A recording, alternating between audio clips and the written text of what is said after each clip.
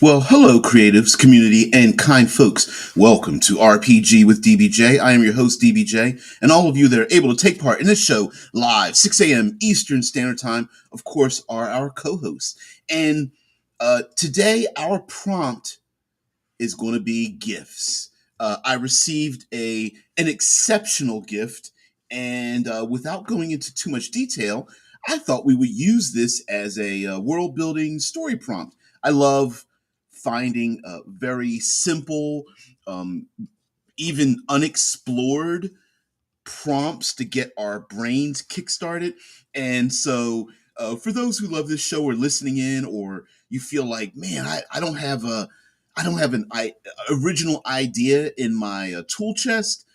This is the opportunity to take part or listen in or watch and and um, try to exercise that creative muscle that we have and find simple things around us that inspire us so that we can be very creative. Yeah, Deadman says, don't look a gift horse in the mouth. You get far more information by sniffing its ass. I've never heard that one. Yeah, that's hilarious. Yeah, for those who are unfamiliar with the mantra "Don't look a gift horse in the mouth," the idea is that you're given a gift of a horse, but you can tell the age and health, presumably by looking at the horse's teeth, which is a little bit rude if someone's giving you something and then you decide to have a problem. You're critical of the gift given to you. Just accept the gift for what it is, no matter its value, since you didn't have something before, which is going to be part of this discussion. So there is this reminds me of a low budget thriller horror movie. I believe it was called The Gift, in which um, an old, I believe, high school or college buddy shows up and begins giving this couple unsolicited gifts, and the person becomes a little bit stalker-ish by trying to give them more and more gifts, and it's pretty nasty by the end of it. We're not going to go into the plot of it, but um, this does bring up, and we're going to talk about hard science fiction because this channel, I've decided that this channel is going to really embrace hard science fiction, especially in tabletop role playing games. And um, gifts happen to be one of the things that is pretty common in hard science fiction, more common than we realize. And I'd like to talk about those kind of things. So, what do we define as a gift? Because let's get on the same page. Right now, I'm defining that as an pretty unsolicited benefit to a person or a people that comes from a mysterious benefactor. Maybe in fantasy and in our reality today, actually, some could say a blessing or a miracle or a some serendipitous event can happen that could be viewed as a gift, and that could be the precursor to further things happening. For example, individuals living in a space hab or people living in a flood zone or storm territory, and they hope and pray that a storm misses them, and suddenly that storm misses, and they attribute it to divine intervention, luck, any number of things. And that one event happening, no big deal. Sure, people may speak about this event happening, being uniquely saved from the ravages of the things around their territory or village or whatever. But the players could really, you could really go, well, maybe that was just, maybe it was the roll of the dice, literally or figuratively, right? But maybe further things start happening. Um, uh, what a what a great way for an evil presence to start giving gifts to people, whether they are supernatural in forms like psychic powers or magic abilities, or in more science fiction, it could be technologies that just were unable to be broken except for a communication or a signal or a dream effect or a strange package shows up at the front door that gives them access to, I don't know, carbon nanotubes or faster than light travel or being able to pinpoint Planet Nine or something like that. Like it may be something given to them by some outside force. Now, oftentimes, the mystery is not just, it's a twofold thing. Sometimes the mystery is the great gift or gifts that are given to, like I said, a singular person or a group like corporate entity or a small village or a habitat or something, or even larger, a whole nation state, and who did it or why did they do it? Is it an alien presence or ghosts or some kind of ancestors or an AI system? And even today with AIs, that tends to be more in line with hard science fiction. Like someone is suddenly, a mega corporation rises to the top and there's a CEO. Upload, the movie Upgrade. Sorry, Upload is a television show. There's a movie Upgrade where that becomes a plot fixture. Sorry, spoiler alert. But we follow our main character who ends up getting in a random, seemingly random car accident, and then is significantly injured, and a device is inserted into his spine called the stem, which allows him to have motor function.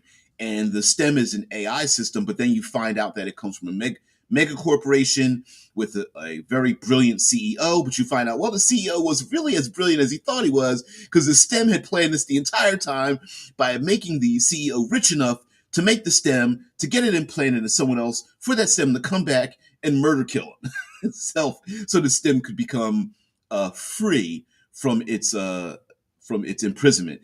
And I see like gift giving could be very much a manner in which uh, slowly and subtly, at least for its power level, to make the player characters better, to get them to release it from its imprisonment, with the players not necessarily understanding that they are doing such a thing.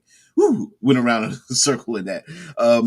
Now, of course, in fantasy gaming, gifts, of course, would be magic and other special boons or powers or something. But sometimes those gifts could just be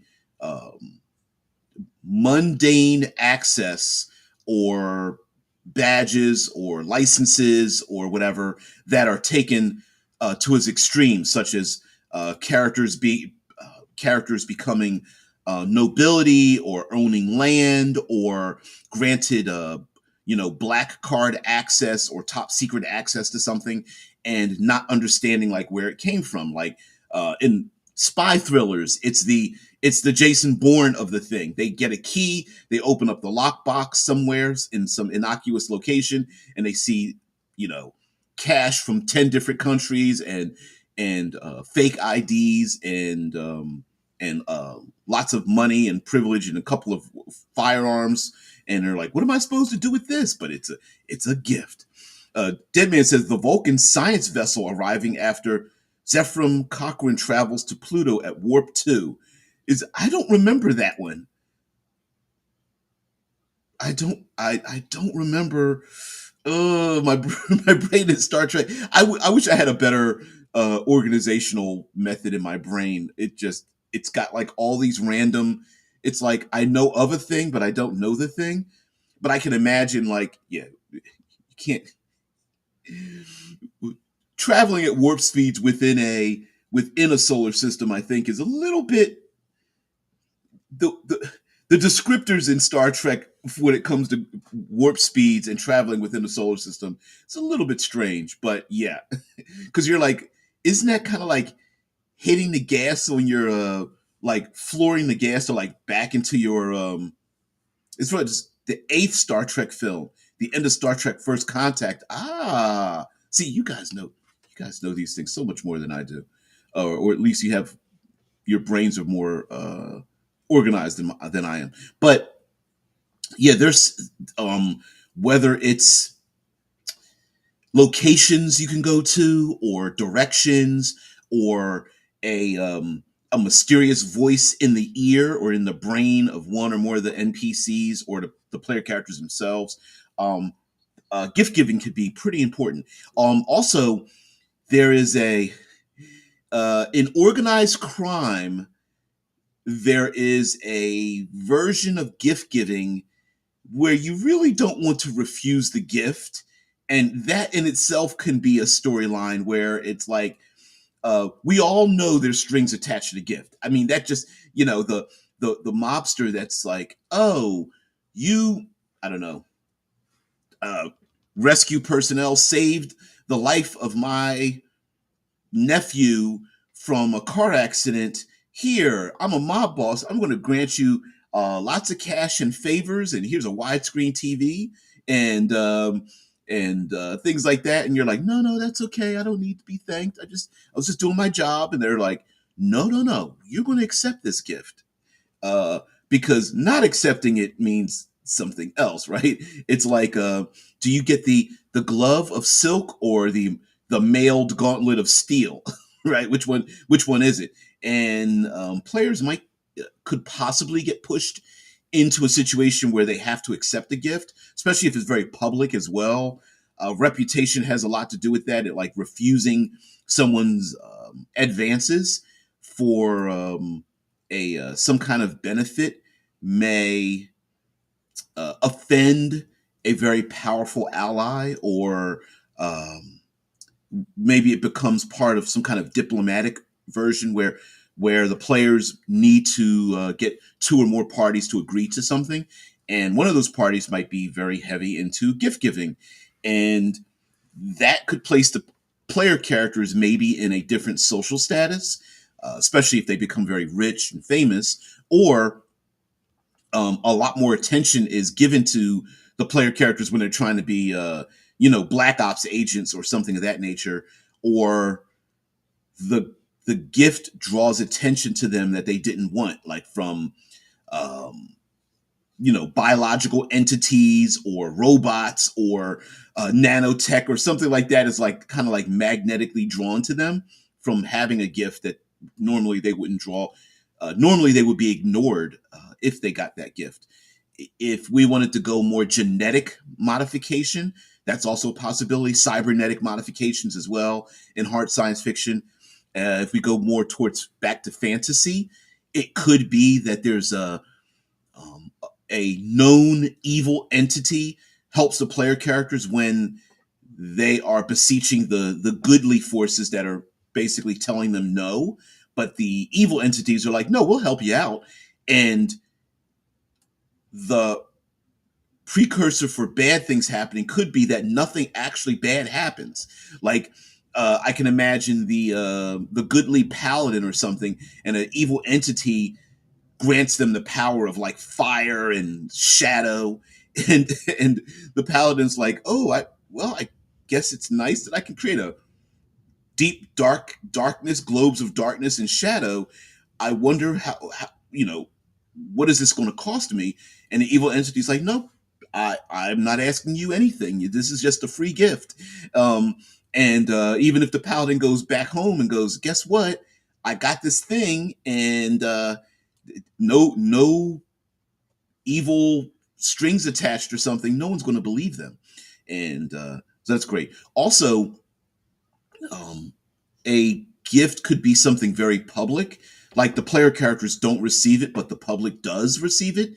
Um, an example could just be, I'm just going to call it a monument in the middle of a safe location, like a space hab or a village or something like that. And that monument, it can be of any size or shape, but it rests within the city, and it grants different types of boons to the population that complicate the player characters' lives. Like, for example, people who maybe can walk up to it and close their eyes, put their hands upon it, and wish upon a star. And some kind of way, things are finagled where it benefits that person that wished for the thing. Someone is sick and they become healthy. They receive they accidentally trip and fall over, I don't know, gold coins or something. They whatever the case may be, they become um, greater than themselves. And slowly and surely, maybe the player characters are like, wait a minute, we're going to have to stop people from going towards the monument or get the monument removed, which could also bring about all kinds of complications because nobody wants these monuments removed. But yeah, having a gift given, especially if there are no uh, apparent strings attached, is could make a lot of mystery, and then that's a great way for us as game masters to listen to our players to find out, like, because they're going to speculate. And if you have very vocal player characters, players playing characters that are speculating about um, something new from beyond that's impacting the world, that's really great. Sometimes players are a little bit weird in the sense that they're like, I don't want to say it out loud because I don't want the game master to learn my idea, which is that's like, how do you keep an idea from the reality of the world? That's just really weird. Like, I'm not going to tell the game master a thing when the game master is literally the physical representation of the entire world that you're role playing in. But it happens. But if you got a good group of players that talk amongst themselves, great way for you to go, you know what, that idea that I had, I'm tossing that out the window. I was going to make it a devil from the fourth plane of hell, but instead I'm going to make it an alien presence from a far off world of, I don't know, elder Lovecraftian horrors or something, and then just use that idea instead. You just go for it. Um, Also, a gift could represent different things for different people, and it may be like a Deus ex machina or Deus ex machina, meaning like this monument or something could solve a thing that the player characters have been struggling with. And while you really don't want to do that to solve player characters' problems, it could be a great way to wipe away some of the red herrings that are in your storyline. And you kind of want the players not to go down those rabbit holes. Well, maybe the gift is that uh, the red herrings are solved and wiped out or erased or whatever. And the players are like scratching their heads, like, wait a minute, did this thing just solve a situation? And the population could become very dependent upon this new gift, especially if it's like um, an alien signal or an AI system or something that begins solving people's problems.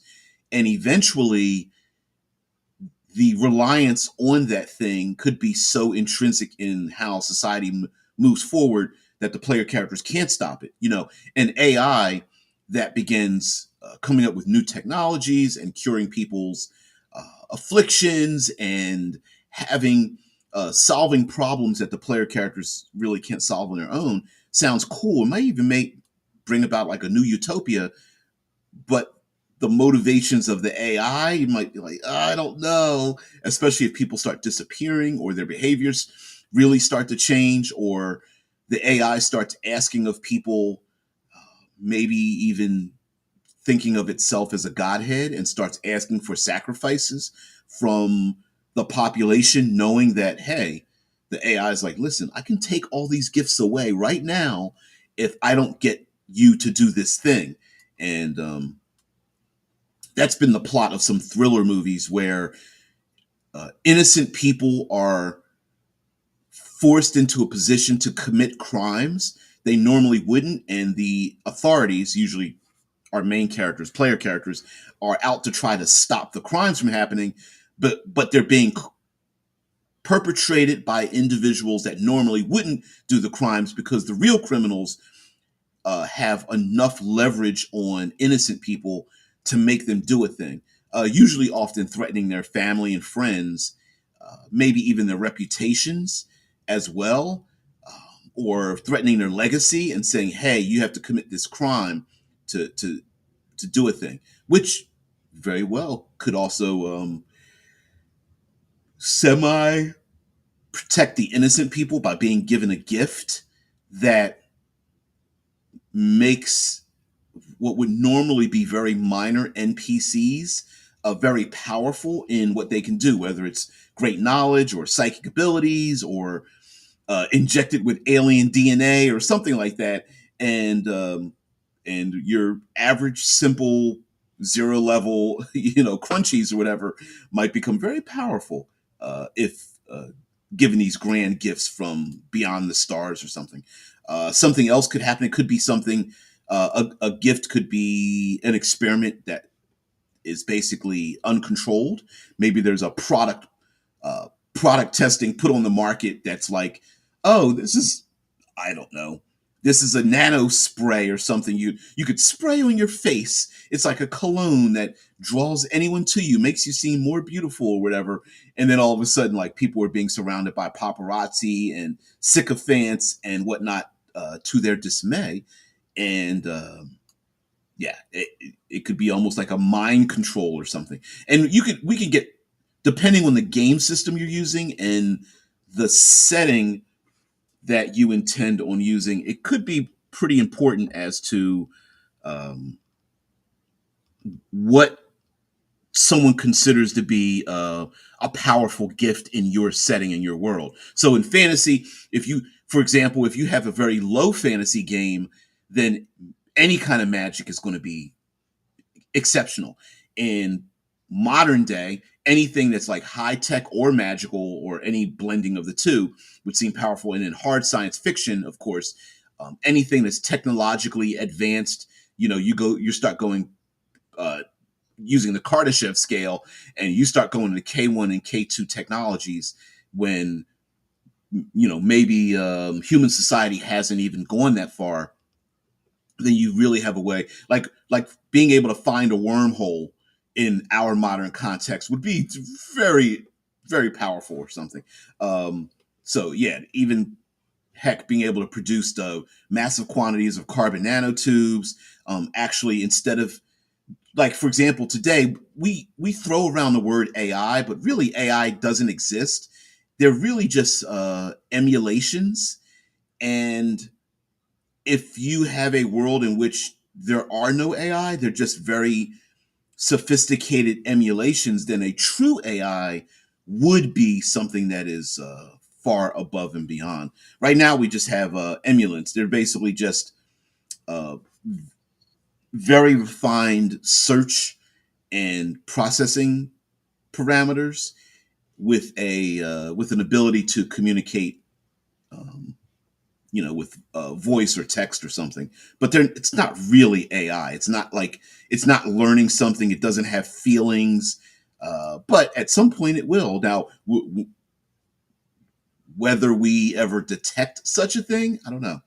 Um, I had been reminiscing about um, 1980s cyberpunk writers, William Gibson, Walter John Williams, Eric something Effinger, and many others. But listening to reviews of old books, Burning Chrome, Neuromancer, Count Zero, Mona Lisa Overdrive, and there's others that went after that, and it made me think about the the fact that, strangely enough, in these old cyberpunk novels, they had a lot more alien contact, alien technology, um, blending in them, mysticism, than a little bit. I mean, in the Sprawl series of books that William Gibson had written,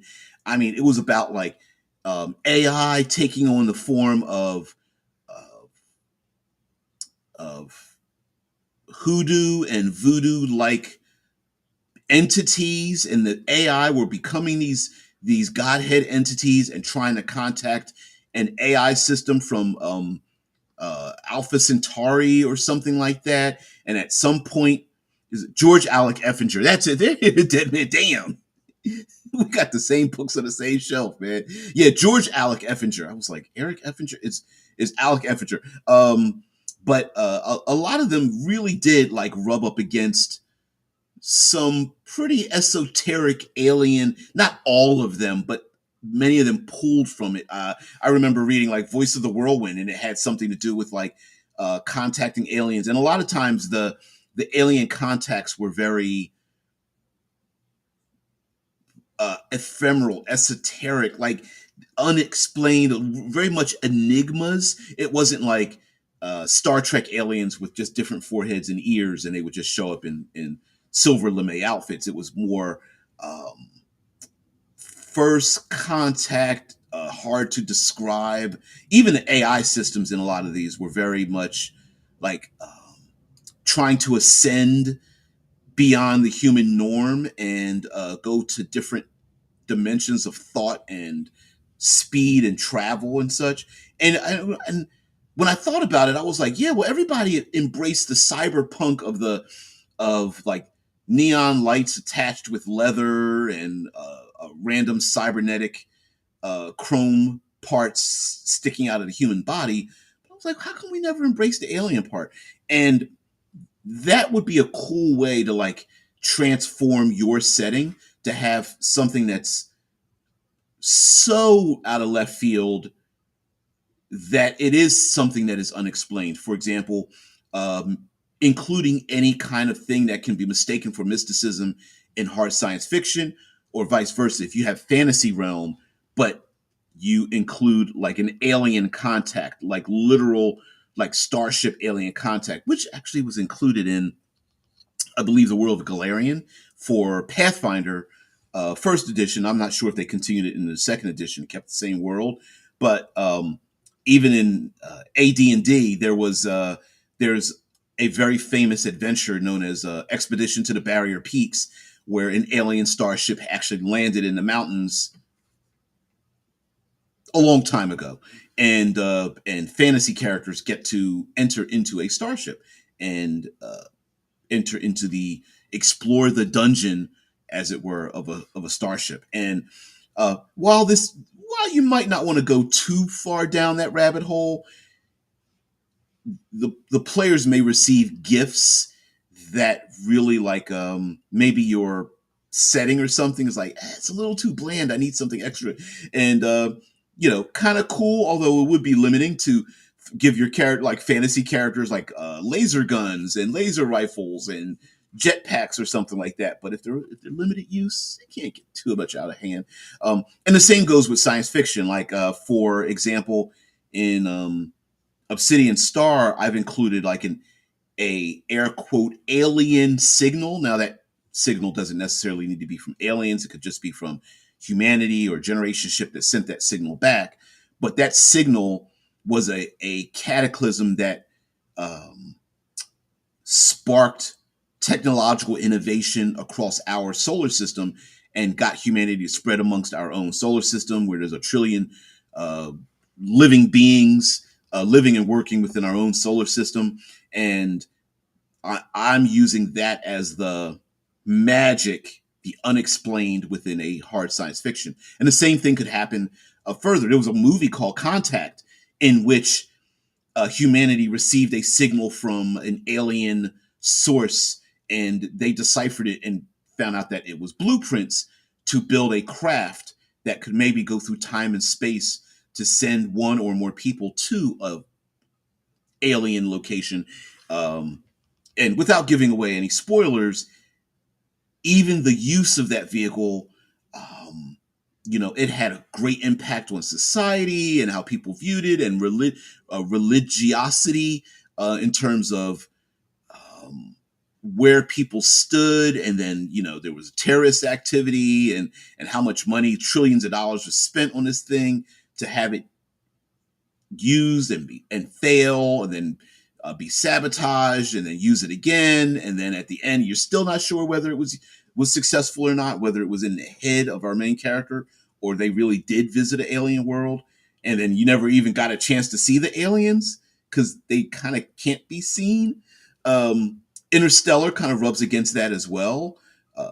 Being able to go into the event horizon of a black hole, and then you realize like, no, maybe it's like a fourth, fifth, sixth dimensional space where time and space are malleable. Um, and so incorporating that kind of temporary but powerful gift into the world could be pretty interesting. Drew says early fantasy RPGs often had that blending of sci-fi and fantasy. Yeah, because um, before we began separating science fiction from fantasy as a hard line, it was often very much blended together in novelizations long before role playing games. It was very common to have like spaceships and magic and more or less swashbuckling styled heroes. So, but anyway, Drew says early fantasy RPGs often had that blending of sci-fi and fantasy. The German Dark Eye also had it, adventures in which alien technologies had been involved. Never picked up Dark Eye, and I should because it's very popular across the pond here. Uh, I don't hear it talked about very often here in the states, but here's people swear by that game. But yeah, and sprinkle lightly, like use like a seasoning that makes things better. Adding technologies into fantasy or fantasy into high tech realms can work, especially if you still hold on to the mystery of what it is or how it's involved, like the idea of being contacted with a signal or a dream or a partial map or you know encrypted program or something like that, where yes, someone receives, I don't know, a gift of psychic powers, but if we start having a gift and we start looking that gift horse in the mouth, where maybe there's some dark elements or unexpected side effects of a gift, then you could really begin looking into like, oh, wait a minute, these people that live in this space hab received a signal and now genetically they are like genetic super people. And you know, I think it's better from my point of view that it's how do the player characters and the rest of society begin to view as more and more people learn about these gifts, the gift or more, multiple gifts, how do they react to it? Like um, I like the idea of like let's take the Ubermensch idea where you have a small faction of people have broken the code on maximizing our genetic potential, making us superhuman, taller, faster, stronger, beautiful, um, charismatic, saying, being able to have a voice that is alluring and all this kind of stuff, pheromones, drawing people in, um, whatever. And do we view them as superior individuals?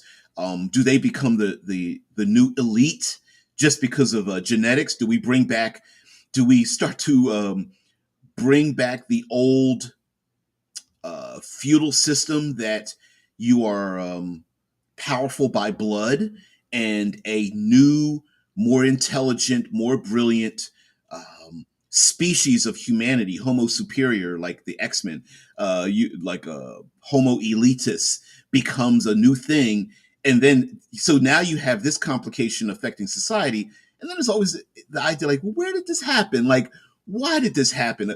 Would a major corporation give this away? Probably not. Did it escape from a lab and people are now benefiting from this thing? Sure. Um, Maybe some people were like, well, we didn't actually genetically modify ourselves at all. We found a strange, I don't know, alien stone that we used as we were alien miners and blue collar miners digging for ore in asteroids, and we found it, and we have it in the center of our town in our low gravity habitat, and then people just began wishing upon a star, basically going up to it and touching it. But you can analyze us. There's nothing wrong with us. There's no evidence that our DNA has been manipulated by any kind of like nanotech or machines. It's magic, right? Like, and the player characters may be taken aback by it, but they might also want to go ahead and rub up on this hard stone, right? In which case the players may want to benefit from that thing, and then you get into the issue where, well, are there any drawbacks? If the drawbacks don't happen in the first couple of seconds or minutes or hours or days, player characters might want to, risk their lives. But if it starts happening months and years later, um, who knows? There was a comic book series that uh, I thought had an interesting premise. Maybe the execution of it over time wasn't the best, but it was called Strike Force. I want to say it was Strike Force Mortuary, but that's wrong. It was like Moriarty. Anyway, let's see. Comic series Strike Force Mortuary. I think that was the name of it. Um Strike Force Moratori. And the premise of Strike Force Moratori was it only lasted from 86 to 89. And um, so Earth needed to defend itself from aliens. And in order to defend itself from aliens, it was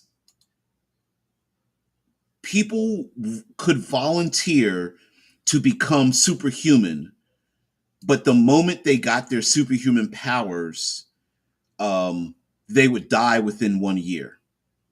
So the comic series had a constant um, cycling of new characters, which I think is probably what held it back.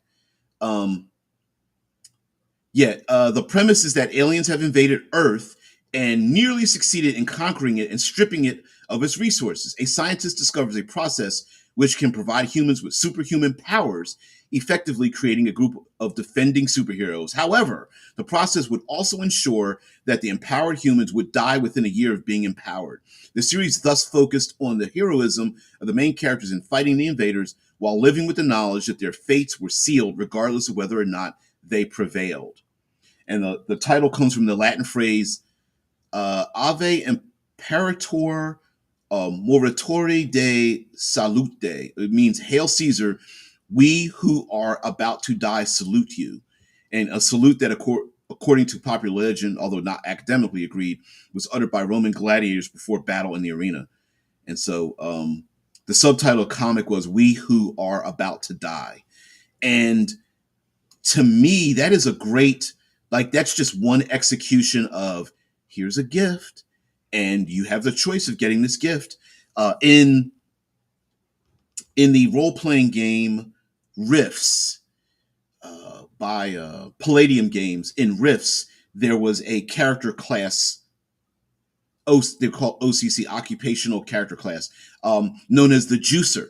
And the Juicer wore like a harness on their bodies that would enhance their physical capabilities by juicing their bodies with drugs and nanotech and adrenal processes and bone lacing and all this kind of stuff. So anyway, but juicers would die. It was like 1d6 years or something, or 1d6 plus 1 years your character will die because of the hard living fast and dying young. And most juicers, the idea behind it is like, why would you make that choice to accept these superhuman abilities if you know that there's death at the end of it? And of course, many people feel that either they've martyred themselves already, or others feel they don't have anything to live for, or others are like, yeah, I'll figure a way out of this. I don't have to think about it now, but at some point in the future, I'm going to get myself out of this situation.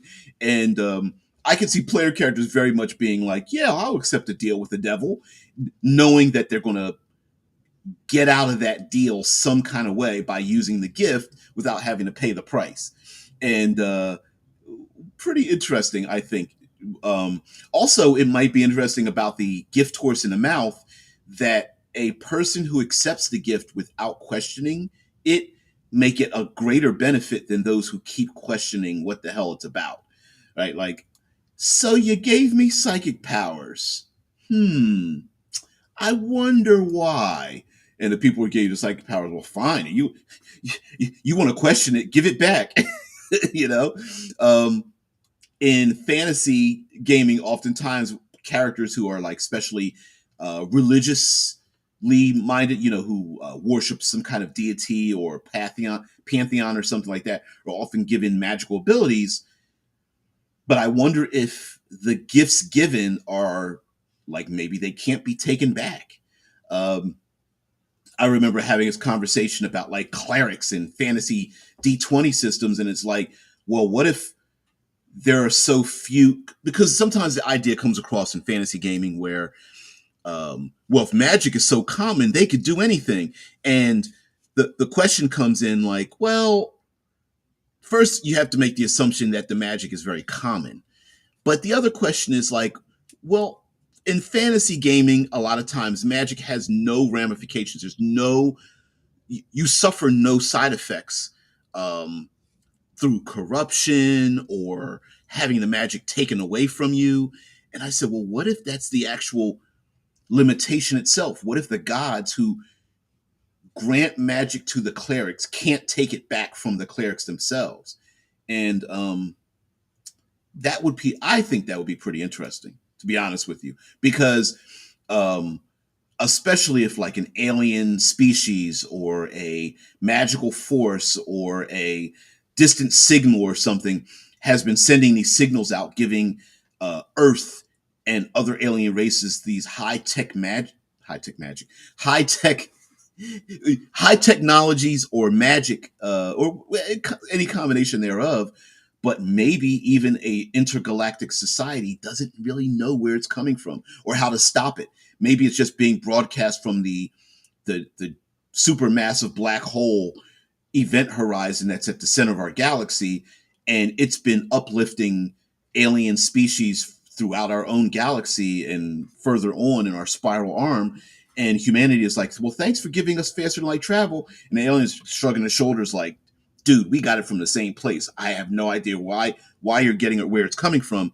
And the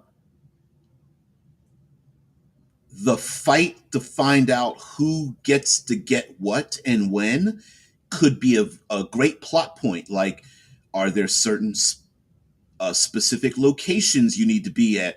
Are there coordinates in order for one person or a computer system or a dedicated cult or whatever to receive these energy projections that grant great knowledge or power? And if so, people might be fighting over these locales. There is a role playing game, a fifth edition aside, high tech uh, role playing game known as Genesis. Oh, anyway, I'm going to call it Genesis, but it's got another name to it. But anyway, in Genesis, they have something known as the Silrain Arc, and there are these like artificial moons made from a material that hasn't been um, known, and they mine material off of these artificial moons, i.e., it's a gift, and the Silrain Empire is connected through these like wormholes through these artificial moons that give materials and powers to the people that are able to harness and use them, and it would be pretty cool. Deadman says juicers would be like the penitent engines in Warhammer 40K. Yeah, they are pumped full of drugs and stimulants and given big weapons to fight the enemies of humanity with a guarantee of a pardon.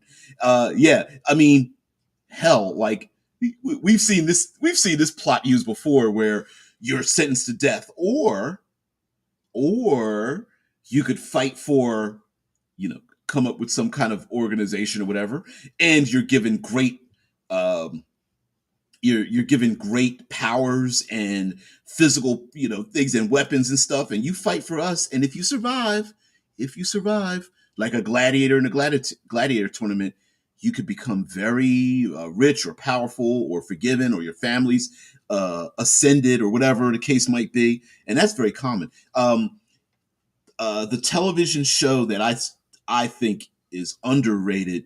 No one talks about it, but it was excellent. Was Spartacus, and in Spartacus, we did have a character who, if you survived a certain number of gladiatorial combats, you were granted your freedom, and we got to see one of the gladiators get their freedom. And after he gets his freedom, and mind you, he was enslaved, and he's walking around with this. It's basically a wooden gladiatorial like short sword, but it's carved. It's basically a pardon. It's like, yeah, they're free, and it was it surprised me because part of me kept thinking like, well, if you're a gladiator, you're probably not getting your freedom. But they actually honored the freedom because the people were like, it was you know, the Dominus or whatever that was hosting the gladiator games was like thumbs up or thumbs down, like this person get killed or you get their freedom. And the people were like, freedom, yay. And he's like, okay, well, you get your freedom. And now mind you, the character realized like, strangely enough, they wish they were back in the gladiatorial arena itself. The glory, the battle. This person was free, but they really weren't free from their own mind and what their desires were. And but yeah, it was pretty cool to see that.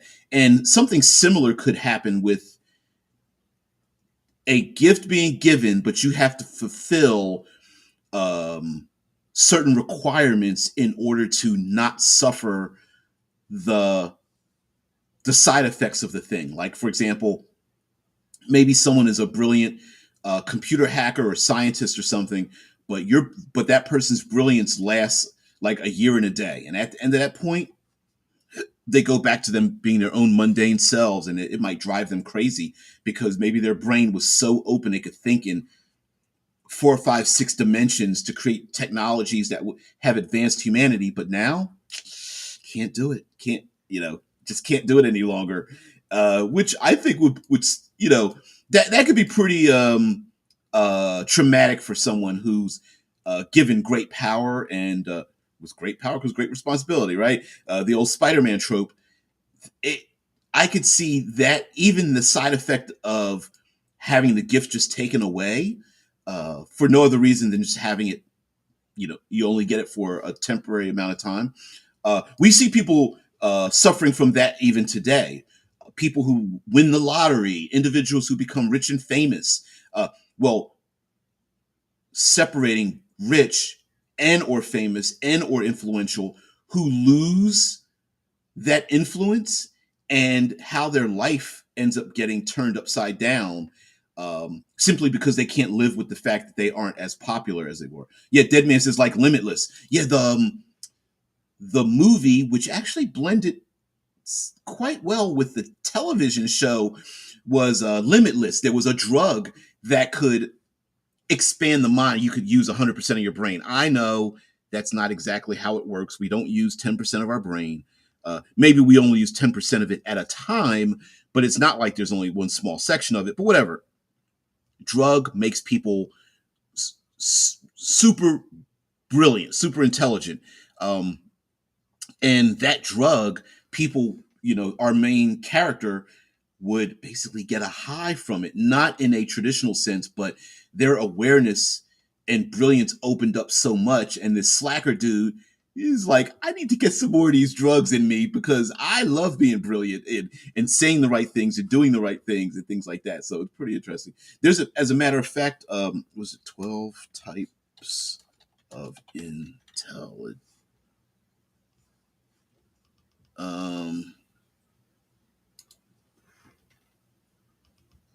No, no, no, no. There we go. There's actually, of course, I had to do something like this. There are actually different types of intelligence, and I even think it would be kind of cool to build something around the various types of intelligence that exist, and building something around it. Like, for example, what's something that's easy to see? Maybe this one. Um, Starting from number one and going around the clock, we've got like naturalist, musical intelligence, logical, mathematical intelligence, existential intelligence, interpersonal, like social intelligence, bodily and kinesthetic intelligence, like knowing where your body is and how your body moves, linguistic intelligence, intrapersonal intelligence, that's like understanding yourself, introspection, and then spatial intelligence, knowing um, distances and spatial awareness and stuff. And that would be kind of cool, like a gift that turns up your intelligence. And how it turns up your intelligence makes people addicted to that way of thought. And when it's taken away, when it's very temporary, people start doing things. I absolutely, this could be very many factions and cults and corporations and governments that would want to have this technology. And especially if that drug is made by like an AI that's brilliant enough to do it, that's disseminating it in its using human agents to disseminate the drug different places, like selling it on the street like a black market drug, some being given to like military personnel, others being given to brain trusts and CEOs and the elites of society and the dregs of society, and maybe even monitoring how it affects society and such. That would be pretty interesting. And you could also keep it by having a gift that has a limited time scale on it. You could very easily control how much is given out there, right? Like if the players receive 4 pills a piece that expand their awareness, well, guess what? The first one they use is going to automatically is their ability to figure out what this thing does, unless they find out from NPCs, and they only get 4 uses of it. It really may not disrupt your setting too much, but part of me feels like let if you're going to give the players grenades, if you're going to give them grenades and time bombs, then give them the ability to use said time bombs. So let them disrupt your setting and throw a monkey wrench into how things are done. Yeah. Yeah, well, of course, Drew says, nah, if some drug would make people more intelligent, yeah, then it would not be handed out. People would understand how they get to be played then. Yeah, well, and that's in the movie Limitless, there is a there's a plot point in which one of the characters, one of our main characters who is brilliant and becomes brilliant from the drug, starts understanding the machinations behind how the drug got around in the first place and its limitations and whatnot. So and then goes up against an adversary who also is has the drug and has to outthink them and stuff. Yeah, there's a whole yeah, right. So there's a whole thing where um yeah, people would not want it handed out. Also, the limitation that um, not only would this entity, whatever reason, say this intelligent drug is handed out, but maybe the whole point of it is to have someone figure out why it was being done in the first place and whether humanity should have it or not. Um, in a weird way, it's kind of the plot of the movie Sphere, where they find a uh, underwater explorers are on a mission because they found something in the deep ocean, find out that there's a sphere held in a starship in the deep ocean that was there for a millennium. Yeah, yeah, Anonymous. Yep. And they find this thing in the deep ocean. Come to find out the starship is actually uh, from our future and we're just humans. And if you touch the sphere, it's like a wish machine. Whatever your subconscious thinks of, it'll just create it. And they needed to keep it out of the hands of the rest of society. And so by the end of the movie, spoiler alert for a movie that not too many people saw, they do the same thing. They're like, you know what, we have to consciously make this sphere disappear, because if we let everybody have it out, it's pretty like you're like we were competent people and it pretty much tried to murder kill us. What happens if other people who have terrible ideas in their subconscious or even their conscious mind? Yeah, single use gifts are the entire basis of the cipher system, which I think is kind of brilliant. I wish more games embraced that, because it makes it really does embrace the idea that the the cipher system embraces the idea that you get this amazing thing, but you get one use, and that's it, right? And then you have to. Um, it has a cipher system has a cipher economy because ciphers are the gifts that are given, like the one and dones, and so you use them because you're hoping to get more, and the game master's instructed to kind of give them out, and you can only carry so many of them, so you want to pick and choose your moments and stuff, and I guess you could claim that ciphers do have that fruitful void nature to them, that you never know how they're going to be used or the rules to use them. You just have the ability to use them. Drew says, but I know I want a Dunning-Kruger effect drug that only makes people think they are more intelligent, but not actually boosting their mental facilities. Yeah. Yeah, the Dunning-Kruger effect, where people believe a thing, but it's not really true. The vampire pills in American Horror Story are also a great example of dark gifts. Now that one, I'm not familiar with that from American Horror Story, but the minute you mention it, I'm like, yeah, it's probably in there. So there's many things that we can use as examples, and then just life is like a box of ciphers. You don't, you never know when you're gonna get what. Although I don't know if too many people will want to eat that. How they always have that one chocolate in there that's like orange or coffee or something in the like a box of chocolates. Yeah, life's like a box of ciphers. That would be kind of cool though. Hell, if you think about it, the OSR is kind of like a box of ciphers. Most character classes in the old fantasy OSR, you didn't really get much, but most characters were what they carried. When you came across these really bizarre, strange magic items and tools and things, that kind of made your character who you were. Very much less so now. Now it's all about builds and what you get as your character class. But back in the day, it was like, no, you just get what you want. One of my favorite magic items, and maybe I might do that. Um, uh, Magic items that had rules, but the rules did not necessarily apply straightforwardly. And one of my favorite was a rod of immovable rod. It was a rod that you can give two command words to. If you give one command word, wherever it was, it would immediately stop and be completely unmovable. And you gave another command to make it movable. And that magic item was one of my favorite. It like the the ideas behind it. We had a guy who lost one in a volcano, to use it to attach a rope to swing across a chasm to get out of an exploding volcano, and spent numerous adventures trying to figure out how to get it back because the volcano had erupted and filled. So it was sitting in a volcano, and we were like, I bet it got destroyed. They're like, no, no, no, no, it's invulnerable. Even though that wasn't it was immovable. It didn't say it was invulnerable, but it didn't matter. It was a whole thing to try to get this damn thing back. Never did get it back, but missed it.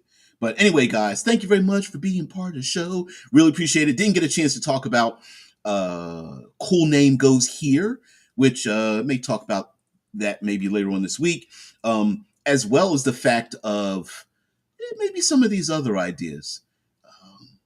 But anyway, since we're about to get out of here, the great gift that I was given to by Stochastic Agency, who's one individual who's been around for a long time, was a gift of thanks for me doing what I've been doing for like the past 8, 9, hell, 10 years or whatever here on in the interwebs, and I really appreciate it. It is Affinity Publishing, and I've already downloaded like if you go to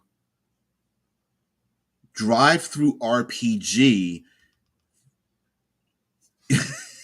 You're right. If you go to Drive Through RPG and you are a publisher on Drive Through, I'm part of a publishing group. I haven't specifically done layout and publishing myself, and you can get all the layout parameters like the bleeds and all that kind of stuff. So, like, if you get a book, let's see if I can if I can actually describe it. So, whenever you get a book, there is space down the binding of the book, as well as like the margins of said book, and you can alter, like sometimes you may want to do a 2-page layout where you have maybe art that goes across the top of the book and writing, or you have art that bleeds over like a watermark or like a blood stain or a coffee stain that you want to bleed off the page. You can affect things like that. We see that very much in like the layout in the Morkborg books, right? And how that, those, they're basically coffee table books where they broke all the publishing rules, but you have to know what the publishing rules are. And with Affinity, you can just import those rules, whether it's like 8.5 by 11 or 5.5 by 8 books and things like that. I was like, oh, cool, import. So I'm playing with that a little bit. Still learning because it's very, for me, from as a Luddite, it's a little advanced, but whatever the case might be. Guys, have a great one. Thank you very much for being part of the show. Really appreciate it. It's okay if you just got here 5 minutes ago. It's just me. You know what the show is. It is the podcast where I just talk about just random things, and hopefully that it will spark some creativity in you guys, and taking a very simple, very common, very simple word or phrase or imagery or something in pop culture, or even us just going back in time and going, I wonder, a thing that makes people say, talking about even breaking our own uh, rules of gaming. Like one of the videos that's getting a lot of attention is like no hit points, you know, no hit points, no armor class, no initiative. Um, what kind of games can we make when we start getting rid of the very common staples in tabletop role playing? Getting rid of dice, getting rid of hell character sheets or something, getting rid of maps and miniatures. What happens? Well, we already know one of those. We call it theater of the mind. Maybe these getting rid of these other things or thinking about them in a different manner. Um, is a great way to get discussions going as to why we like these things, why we don't like them, and do we really need them, or do we really need them for this specific type of game that we want to play? So, guys, have a great one. Thank you very much for being part of the show. Thank you very much for spending your valuable time. I hope in return you can get a discount on this show. I can make change for you, as well as the fact that if you've been here this long, um, it doesn't cost you anything. Please like, share, subscribe, follow, ring the notification bell. Just be part of the show and let other people know about it. Strangely enough, the channel is growing very, very slowly. I think in another 30 years, I might be in like the 3 or 4,000, 5,000 range of people. Maybe I should put this out there and just like ask for people to like, I'm working on 2 million subscribers and just do that. I don't know. But anyway, let others know about the show. And if you are someone who is a creative, not only should you let other people know about the show, but invite them over here so we can have an open discussion. Lastly, for those who don't know, I am an armchair publisher. I've done freelance work with other groups, N-World, Critical Hit Publishing, Black Onyx Publishing, the old White Wolf team, and so maybe I could give some help in terms of publishing with that as well. So I'd love to, in the a high tide floats all ships. So giving people advice on trying to like break into self-publishing as well is pretty interesting, especially for somebody that's a Luddite like myself. So guys, have a great one. Thank you very much for being part of the show. Have a great day. I'll see you later. Peace and tranquility.